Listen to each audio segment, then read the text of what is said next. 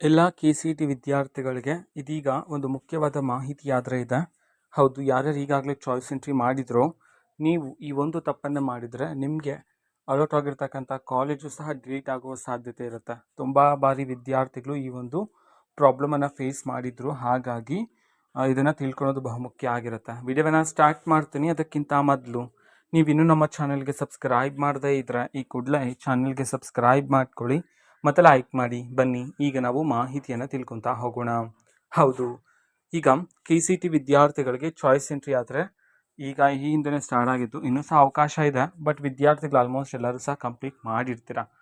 So complete ಮಾಡಿದ ಎಲ್ಲ ವಿದ್ಯಾರ್ಥಿಗಳಿಗೆ ನೀವು ಯಾವೊಂದು ತಪ್ಪನ್ನು ಮಾಡಬಾರ್ದು ಅಂತಂದರೆ, ಈಗ ನೀವು ಚಾಯ್ಸ್ 1 ಸೆಲೆಕ್ಟ್ ಮಾಡಿರ್ತೀರ. ನಿಮ್ಗೆ ಅಲಾಟ್ ಆಗಿರ್ತಕ್ಕಂಥ ಕಾಲೇಜ್ ಇಷ್ಟ ಆಗಿದ್ರೆ ಚಾಯ್ಸ್ 1 ಸೆಲೆಕ್ಟ್ ಮಾಡಿರ್ತೀರ. ಬಟ್ ಸೆಲೆಕ್ಟ್ ಮಾಡಿಬಿಟ್ಟು ಅದೇ ರೀತಿ ಬಿಟ್ಬಿಟ್ಟಿರ್ತೀರ. College ಫೀಸನ್ನು pay ಮಾಡಿರೋದಿಲ್ಲ.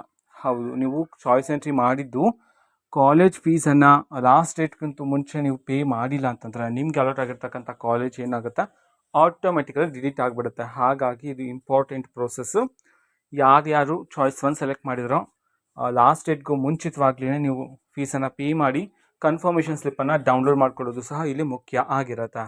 ಓಕೆನಾ? ಸೊ ಇದು ಇವತ್ತಿನ ಒಂದು ವಿಡಿಯೋ. ಅದೇ ರೀತಿ ಇನ್ನು ಹಲವಾರು ಯೋಜನೆಗೆ ಸಂಬಂಧಪಟ್ಟಂತೆ ಮಾಹಿತಿ ಬಂದ ನಂತರ ಆದಷ್ಟು ಬೇಗ ನಾನು ನಿಮಗೆ ಇನ್ಫಾರ್ಮೇಷನನ್ನು ತಿಳಿಸ್ತೇನೆ.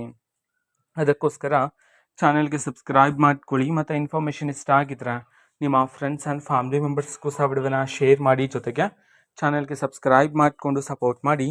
So thank you, bye.